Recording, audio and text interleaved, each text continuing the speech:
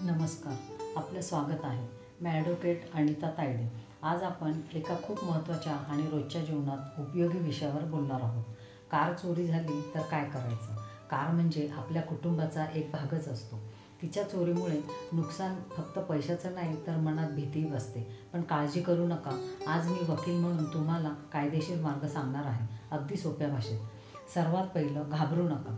घाईघाईत चुकीचे निर्णय होतात. कार चोरी झाली आहे हे लक्षात येताच काय काय आठवते त्याची नोंद करून ठेवा. पार्किंगमध्ये कार नव्हती का? कुणी टोईंग करून नेली का? तुमच्या कुटुंबात कुणी वापरली का? सर्व शक्यता तपासा. पोलिसात तक्रार करा. जर कार खरंच चोरी झाली असेल तर लगेच जवळच्या पोलीस ठाण्यात जा आणि तक्रार नोंदवा. त्याला आपण FIR म्हणतो. कायदेशीर अधिकार. भारतीय दंडसंहिता IPC कलम 379 चोरीच्या गुन्ह्यासाठी आहे. कार चोरीला हे कलम लागू होते. पोलीस FIR नोंदवायला नकार देऊ शकत नाही, कारण भारताचे संविधान अनुच्छेद 14 सर्व नागरिकांना समान संरक्षण देतो. FIR घेतल्यावर एक कॉपी जरूर घ्या. ही पुढे इन्शुरन्स आणि कोर्टासाठी लागते. गाडीचे कागदपत्र तयार ठेवा. FIR करताना तुमच्याकडे ही माहिती असायला हवी. गाडीचा नंबर, RC बुक, विमा पॉलिसी, ड्रायव्हिंग लायसन्स, गाडी कुठे केव्हा पार्क केली होती याची माहिती. जर शक्य असेल तर CCTV फुटेजही मिळवा. जवळपासच्या दुकानामध्ये असे फुटेज मिळू शकतात. तुमच्या शहराच्या रिजनल ट्रान्सपोर्ट ऑफिसमध्ये म्हणजेच RTOला ही माहिती द्या, कारण चोर गाडीचा वापर पुण्यात करू शकतो. गाडीशी संबंधित व्यवहार रोखण्यासाठी RTOला माहिती असणं गरजेचं आहे. विमा कंपनीला तक्रार द्या. जर तुमच्याकडे कारचा कॉम्प्रेहेन्सिव्ह इन्शुरन्स असेल तर गाडी चोरीवर तुमचा क्लेम होतो. लक्षात ठेवा, 24 तासाच्या आत कंपनीला माहिती द्या.